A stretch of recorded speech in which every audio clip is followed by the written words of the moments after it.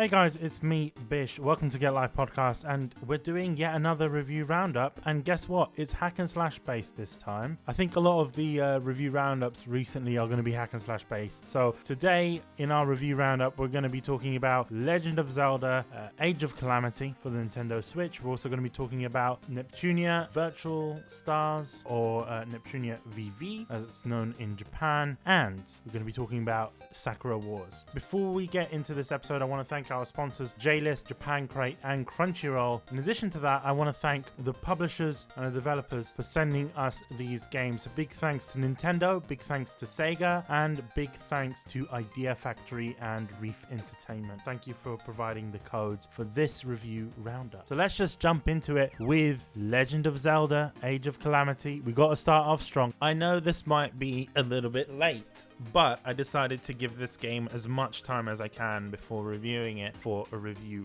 roundup. Also, I've written it on the website, so you can read this if you'd like here. So let's get started on this review of Hyrule Warriors: Age of Calamity for the Nintendo Switch. And you know what? I'm sorry to weeb out here, but I'm gonna say it. Subarashi! Subarashi, right? Amazing. Sugoi. The game is just amazing.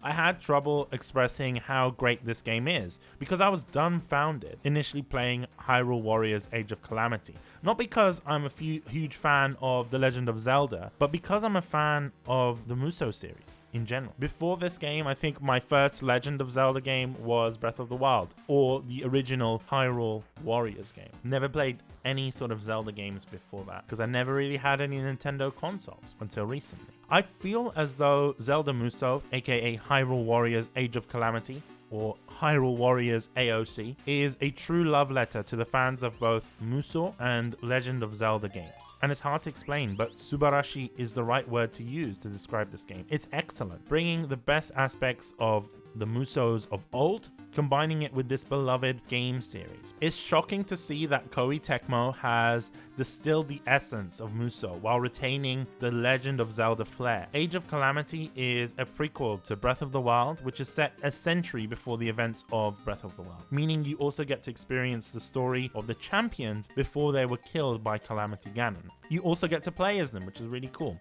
Each has their own unique movesets and weaponry tailored to their characters and also their personalities set out previously in Breath of the Wild. Before we discuss the gameplay itself, I must mention that the music in this game is breathtaking at all times. It's eerily beautiful. I'm specifically referencing the track that plays in between battles on the world map. The emotion present in that one track. When I heard it the first time, I just started crying. I couldn't help myself.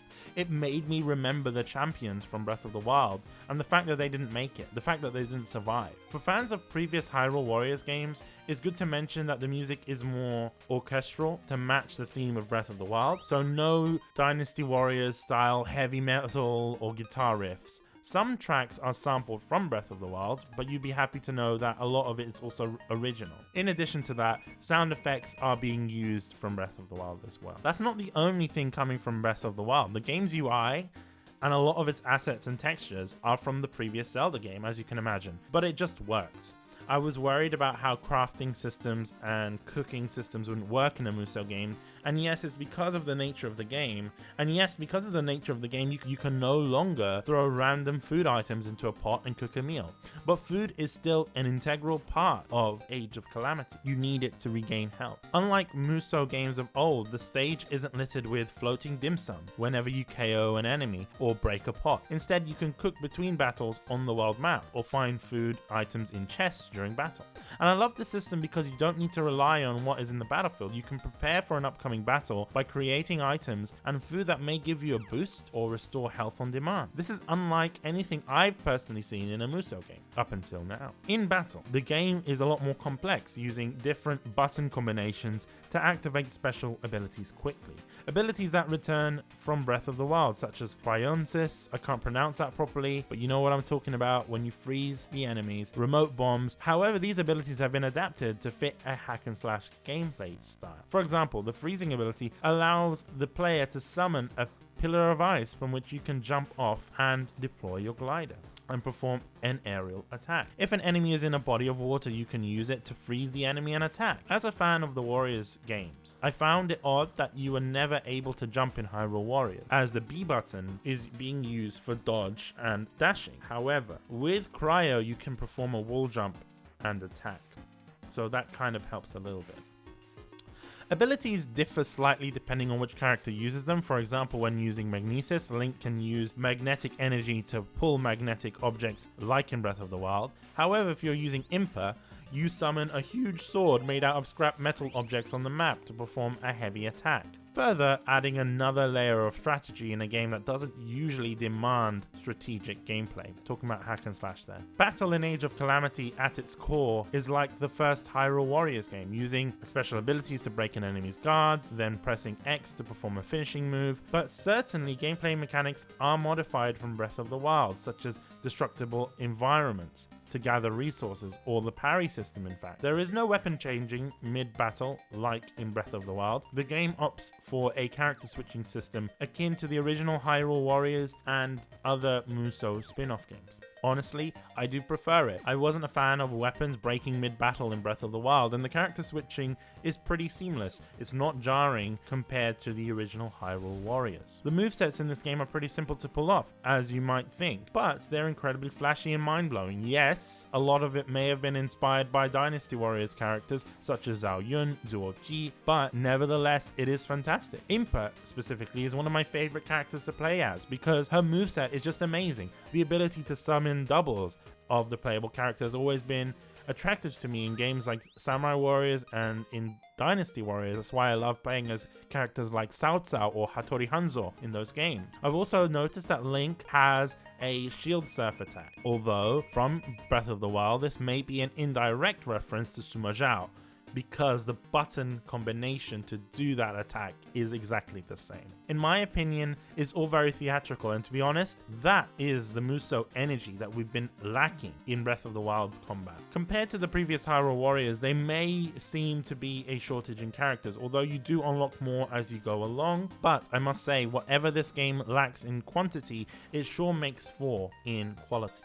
Each moveset has been created from the ground up, using the champion's unique abilities at its core, making them more meaningful in that gameplay loop. Many of these abilities have been mentioned and referenced in Breath of the Wild, so seeing them in action only adds to these wonderful characters' personalities of the champion. In addition to that, there are a decent number of characters whom you can play as, including Hetsu. Surprisingly, Hetsu is fully voiced along with the rest of the cast of characters. Don't get me wrong, it is a bit odd playing as Hetsu, but summoning Koroks and having them drop rocks from above really put a smile on my face, and it is a welcome addition. The map is incredibly interesting. The only other Musou game that I've seen it in is Warriors All-Stars. So you can select missions from the map as well as side quests, which can help expand your moveset, unlock additional heart containers, procure some new weapons, materials, costumes, and if you are one to get straight into the action and experience a story, you can choose to view story missions as chapters in the list. I don't see why you'd want to do that because the side quests are pretty beneficial, especially later on in the game. Side missions can be a bit boring later on,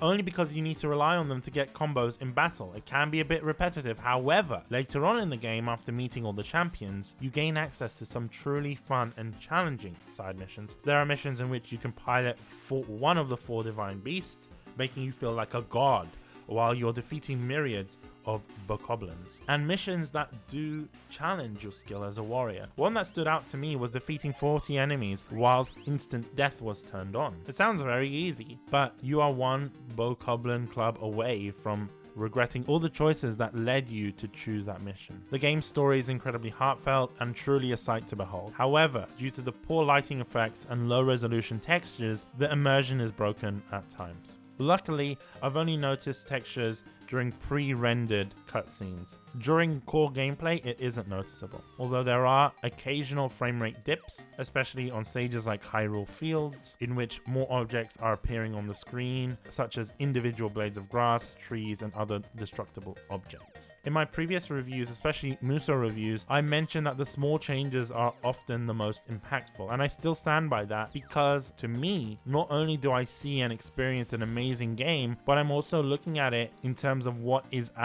this game is adding to the genre of Musou. Because of these crossovers, we're seeing more people being introduced to hack and slash genre and Musou game. And I'm incredibly optimistic to see how Koei Tecmo, Omega Force, Team Ninja, how are they going to use what they've learned here in future mainline Musou, whether that is Dynasty Warriors or Samurai Warriors or Warriors Orochi games. I know I keep on saying this a lot, especially with Koei games, but I think with this game, Koei has outdone themselves. And at the moment, until Samurai Warriors 5 comes out, we'll have to see how that game is. But at the moment, this has been my favorite Musou game of all time. It made Musou exciting again.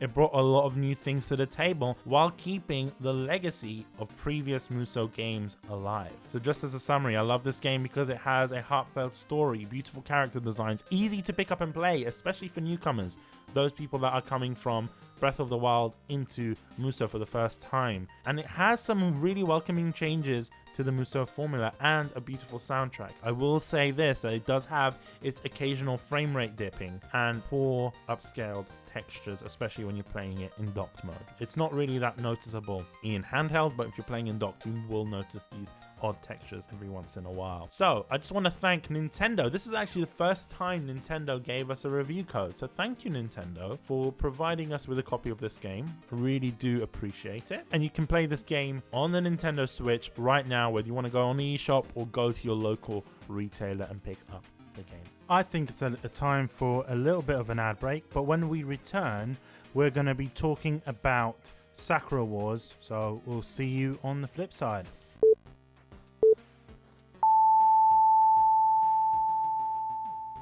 This episode of the podcast is brought to you by Crunchyroll. Go and check them out at getlifepodcast.com/Crunchyroll for a 14-day free trial of Crunchyroll premium service. That means anime without ads, 1080p HD. You can watch it on all your favorite devices, your TVs, your phones, whatever. Even if you want to watch it on your Chromecast, you can as well. That's amazing. Go and check them out. 14-day free trial. You've got the most diverse collection of anime and manga on the internet. So go and check them out. It's a no-brainer, lads. getlifepodcast.com/Crunchyroll. Thank you, Crunchyroll, for sponsoring this episode of the podcast. This episode of the podcast is also brought to you by the lovely people at Japan Crate. Japan Crate offers a unique experience of Japan through monthly crates filled with candy, and who doesn't love candy, right? Japan Crate brings you a delicious selection of snacks every month. You can check it out on our YouTube channel. Learn more at getlifepodcast.com/Japan Crate. Remember, use the code GALP for $3 off on new subscriptions. So, getlifepodcast.com/Japan Crate. Use the code GALP for $3 off. And if you want to check out what snacks that you get in the crates, go and check out our YouTube channels. Links will be in the description, so go and check them out. Thank you, Japan Crate, for sponsoring this episode of the podcast.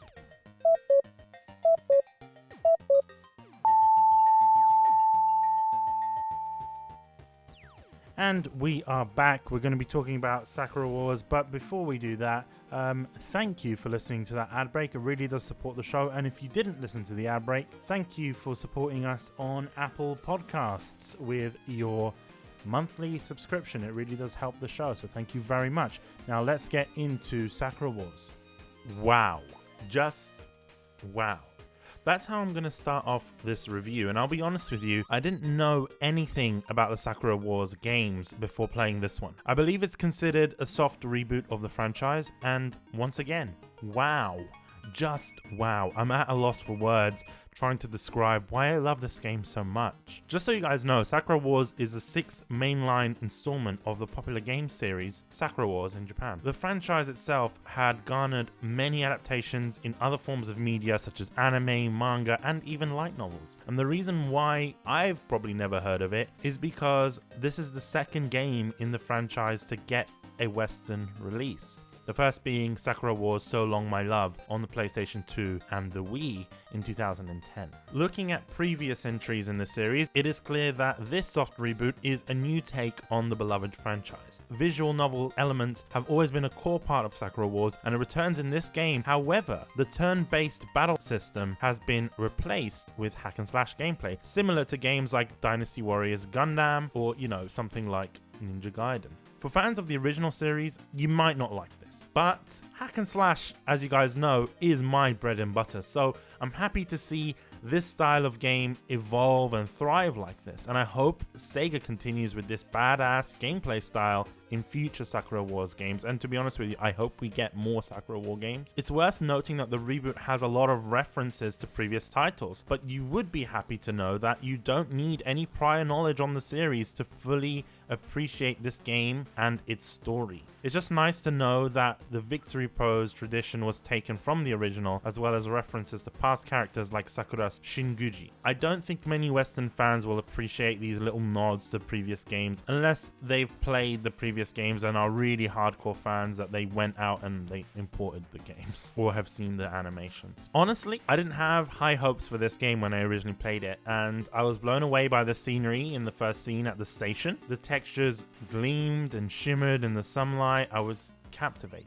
by it. I spent a good 5 minutes staring at the floor in amazement just because of the reflections. Never has a game made me do that, and I don't think another game in this particular generation, and by that I mean any other game released on the PlayStation 4, will make me do that. The character models are bloody fantastic. However, at times, due to lighting glitches, it feels that the characters look like they're made out of plasticine. The anime 3D art style is great, and thanks to amazing rendering in Sega's Hedgehog Engine 2, the same engine used in Project Diva Megamix, the character design in this game is amazing. With the main cast of characters designed by Tite Kubo, the mangaka for Bleach, and additional characters being designed by the famous character designers who worked on titles such as Persona, K-On!, Sword Art Online, and many more. From playing this game, it's clear that Sega pulled out all the stops. They worked with the best animators, producers, composers even in the business. Studio Sanjigen animated the CG scenes beautifully, which doesn't surprise me considering they also worked on Bandori, Fire Emblem Three Houses,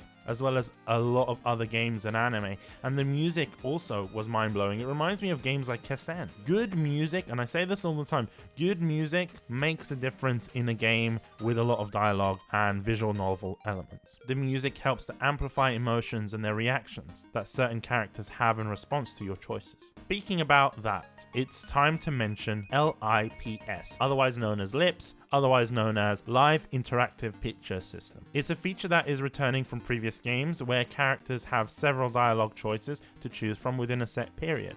Your choices will affect your relationship with the characters and how well they perform in battle. It took me a while to truly understand the system and what type of responses each character prefers. For example, I find Azami to be more tsundere, and I can only seem to deepen my bonds with her by making ninja references because she is from a ninja family, right? The lip system encourages you to learn more about each character and actually make genuine connections with them. But that's just the visual novel bits. What about the battle visuals? And to be honest with you, they don't disappoint at all. Never in my life have I seen a hack and slash game with this much detail in its character models, to the point where you can see the bolts individually modeled. And it's not just a texture map.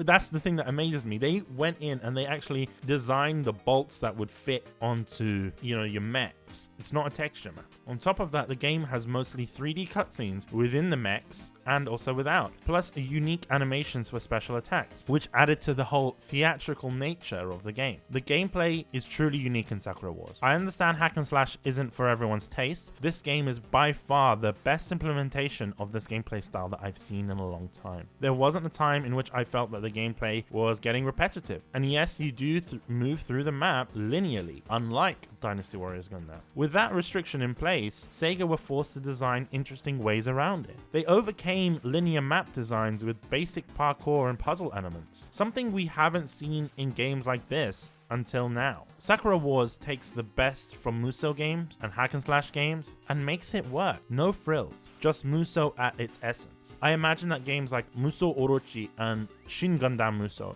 were inspirations clearly to the action style gameplay seen in Sakura Wars. I didn't feel bored at all while participating in battles. In fact, I wanted to get to the battle segments as quickly as possible. Each character has a unique moveset and weapons, and you could use one character throughout the whole battle if you'd like to. However, you may find it to be a bit of a challenge. This is because each character has their own sets of strengths and weaknesses, meaning some enemies might be easier to defeat with your secondary character. The game is structured, all in all, like a soap opera or an anime, in the sense that each chapter ends and starts with a summary of what's to come. Kind of like next time on Dragon Ball Z. Kind of like that. You know, you get a summary and you get the preview for the next chapter, even though it's a game. In between the main points in the stories, you're given an intermission in case you wanted to save or check your progress of your bonds. And it's rather fitting considering that this game focuses on the idea of theater. At times I found it a bit annoying because I was removed from the immersion I was getting from the visual novel elements, although maybe that is the point. Also, there are times in which I just wanted to replay missions, although it does take a few hours to unlock battle training missions. I must say that was one thing that did annoy me. However, I'm going to be honest with you,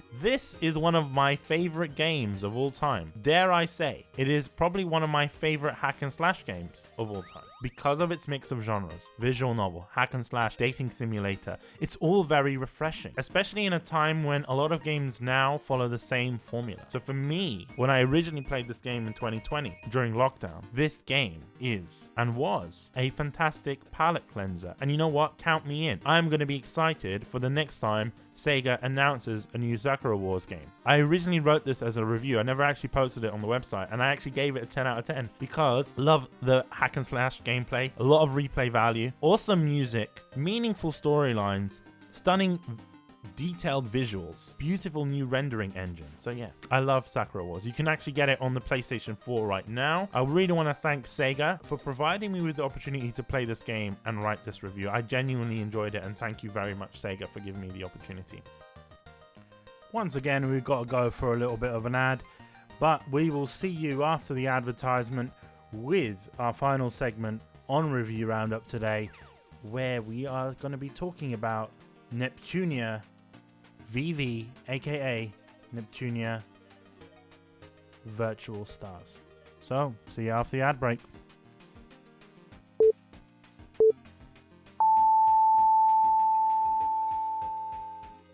This episode of the podcast is brought to you by the wonderful people at JList. JList brings you the latest anime and otaku goods from Japan directly, whether that's anime, manga, cosplay, import game, visual novels. JList has got you covered. Learn more at getlifepodcast.com/JList, and remember to use our link and the code GALP for 5% off on all purchases on JList. That's including pre-orders. Remember, getlifepodcast.com/JList. Thank you very much, JList, for sponsoring this episode of the podcast. This episode of the podcast is brought to you by the podcast. You're like, oh my god, Bish, what are you talking about? Well, basically, we started off a Patreon page and a coffee page. So go to patreon.com/GetLifePodcast and pledge £5 a month, not including VAT. You get early access on all of our GALP content. That's Kunai, GALP, and Umai. Although we won't be able to do it for review roundups because of embargoes and stuff. And also, you get ad-free content on all the episodes. So if you're listening to this, obviously you're not subscribed on Patreon, please do. And if you're thinking, oh well, Bish, I really want to support the podcast, but I can't, do monthly payments or whatever, then maybe consider supporting us on Coffee as well. So that is ko-fi.com/GetAlivePodcast, and consider giving us a tip, buying us a coffee, if you will, and hopefully that will help us to grow the podcast. It will help us to do this full time, because ultimately that's really what we want to do. I'm being honest with you guys. When you support us directly through Patreon or Coffee, it really does help us out a lot, and I do appreciate it. So thank you. Hopefully you might consider. That is patreon.com/GetLifePodcast or ko-fi.com/GetLifePodcast. Thank you, and back onto the episode.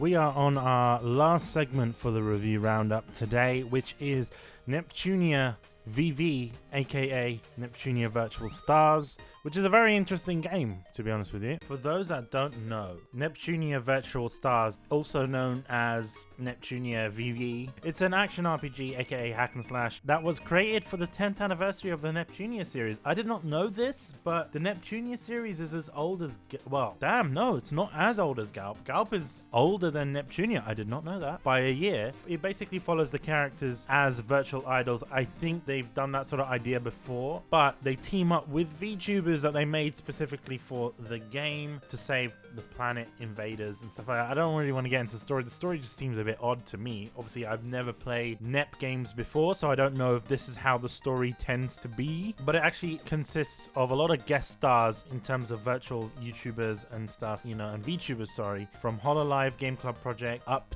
D8, Revedal, or I don't know how to pronounce all these VTuber names. The only VTubers companies that I know is like Hololive, V-Shoujo, and there is no V-Shoujo characters in this game, which makes sense because this game doesn't have an English dub, but also at the same time it focuses on the Japanese VTubers, and it was a game that was released before the foundation of V-Shoujo. Obviously these V-Shoujo characters existed way before, but this game released in 6th of August in Japan, and it released in March in the UK and Europe. It's pretty cool. I'm not gonna lie to you, I really did enjoy the game. It was quite interesting to see because from what I know, the NEP games don't follow this sort of gameplay style before. So we'll have a little talk about the battle system and the gameplay mechanics. So basically it's a mix between third-person shooter. I don't want to say something like Gears of War, but that's the only third-person shooter I can think of. So it's a mix between third-person shooter, hack and slash, but you can switch between the two depending on your play style. And I think sometimes certain enemies would have you rather fight in hack and slash or in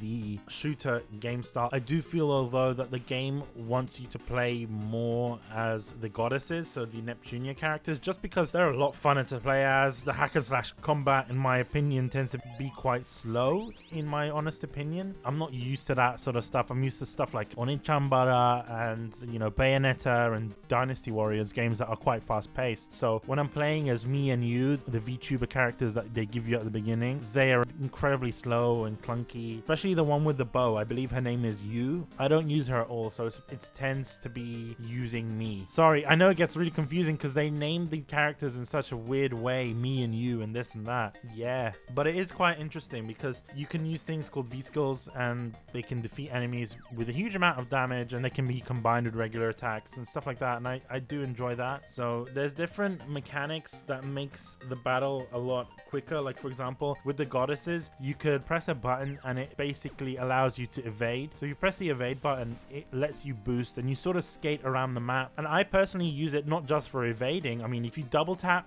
the evade button, it lets you evade quickly. But if you just press it once, you skate around the map and it lets you travel the map in a very quick way. Now, I haven't necessarily seen that in a hack and slash since games made by Tamsoft. I'm trying to remember what game it was now, but it was Fate Extella Link. Since Fate Extella Link, I haven't seen map design so interesting like that. And the fact that, you know, you could quickly move between parts of the map. Yes, the maps are quite simple. They kind of remind me of like RPGs like Crystar and stuff like that. Although Crystar's hack and slash mechanic or action RPG mechanics were a lot quicker and a lot more fun. So when I am playing this game, I don't necessarily play as the VTubers. I tend to play as the goddesses, mainly Nep and Noir. The weapons that they use are kind of akin to classes in like Call of Duty. Like for example, Nep is like your, I would say, assault rifle. And then you got Noir with a submachine gun, basically. Vert has a sniper rifle, and then you have Blanc, which is your grenade launcher. I don't play as Blanc at all, just because I find Blanc a bit annoying. Not as a character, but just as using the gun and stuff. I think that's not necessarily the best. It's usually Nep, or I play as Vert. Just because Vert can do a lot of damage with the sniper, especially it helps with bosses and things like that. And then you also have a couple of other systems which I think do really well in this game. So you have the guest system. So you can equip VTubers and you find them in boxes and stuff. It's basically these I hate saying it, it's like a gacha box that you find in the game, or like, you know those random boxes in Mario Kart, you go near one and you get something at random. Although I mean, it's not necessarily at random, it kind of works like a slot machine. You just press X and it goes quite slowly, so you can basically pull new VTubers, items and stuff, currency and stuff like that, which is pretty cool. And you can like equip these VTubers that kind of help you, but they also do guest attacks as well. well. I thought that was quite interesting, but they were quite useless. I really want to play as these VTubers. I really want to play as Korone. I don't want Korone-chan as, you know, my navigator, kind of like Risei Kujikawa in Persona. I don't want that. I want to actually play as the VTubers. And that's why I waited a bit for this review, because initially you couldn't play as these VTubers, but now they've released DLC where you can play as, you know, a lot of HoloLive VTubers, but also some independent ones. And Kizuna Ai, who is the virtual YouTuber and one of my personal favorites. I haven't played as Kizuna yet. I haven't downloaded the DLC, but I think the fact that it's there is pretty cool for those fans, but I understand why they've done it. And in a way, I feel like I've been cheated out of, because I wanted to play as the VTubers initially, not as the ones that they created specifically for this game. Speaking of VTubers, the game has this lovely thing where when there is a loading screen, it shows you a video of these VTubers and you can skip it once the game is finished loading. But I never skip. I thought that was very interesting because I don't really see interactive loading screens in games other than Namco games. I remember like those older Dragon Ball Z games in which you had these little mini games that you'd be doing while the main game loaded. And this obviously isn't a mini game thing, but it's just a video that plays. And if you watch it, you get this little stamp that says you've watched the video. But I always watch it because I want to learn more about these VTubers and see their personalities. And a lot of the time, I actually end up watching these VTubers. A lot of them are quite obscure, don't get me wrong. Like there's a VTuber that's a character from Fifths of the North Star. I don't even know how that's legal, how they got the rights for that to put that in the game. I genuinely don't know. But there are some really interesting ones. I saw the Korone one. I didn't really like it, but it was interesting, to be honest with you, because I find that there are certain VTubers, like the big ones that you know, like Korone-chan and Peko, like they're not really good actors. I mean, they're good at their craft, but they're not really good at making like scripted content. I would say Kizuna Ai is, don't get me wrong, but Korone isn't, and I don't think that's her strong suit. And you can tell it in this game. I'm not critiquing that because it's, you know, she's basically being paid as an actor for the game. Speaking of actors and stuff like that, like you go into the game as well, and you can see in the main sort of city hub of the game where you can upgrade your weapons, buy items, buy new VTubers and stuff like that to assist you. There is a little TV. Well, there's a screen that you can go up to and just watch these VTubers and their shenanigans that they made specifically for the game. And most of the time they're like CGs, because obviously when you see VTubers, they're either live 2D models or, you know, they're properly rigged and stuff. But this is basically a CG that they made for the game, featuring them, and then obviously they dub over it,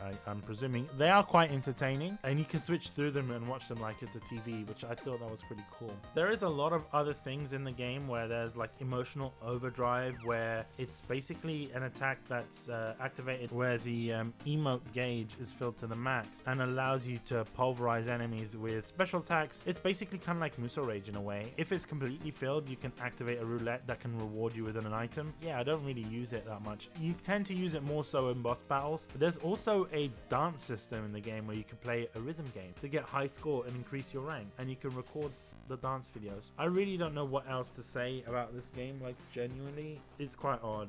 Okay, there are some features in the Japanese version that aren't present in the English version of the game, which is the video battler, but I'm not going to get into it just because I've been looking at it and it seems a bit complex. But I've been really getting into NEP, and I know this doesn't really make sense for a review roundup. If you like hack and slash, maybe this isn't the game for you, because the hack and slash mechanics are very basic, very poor, in my personal opinion. I didn't really enjoy this game as a hack and slash. I enjoyed it more as a shooter, and I think all the marketing materials sort of pointed it towards a hack and slash, but it didn't feel as that. I do know that there is another NEP hack and slash game coming out, which is the Senran Kagura crossover, and that looks like a proper hack and slash game, so I'm pretty excited for that. But this game is a pretty solid shooter. There's a lot of references to pop culture, to anime, there's a lot of references to the internet and VTubers as well. So if you're really into VTubing, if you are a VTuber as well, maybe play this game on stream. I think that would be pretty cool. Pretty meta as well. If you like VTubers, if you like shooters, if you like NEP and the Neptunia games in general, then you'd really like this game. For me, this was a good introduction to the Neptunia sort of franchise, and I'm pretty excited to in the future play more games. I'm pretty excited for that hack and slash game that's coming up,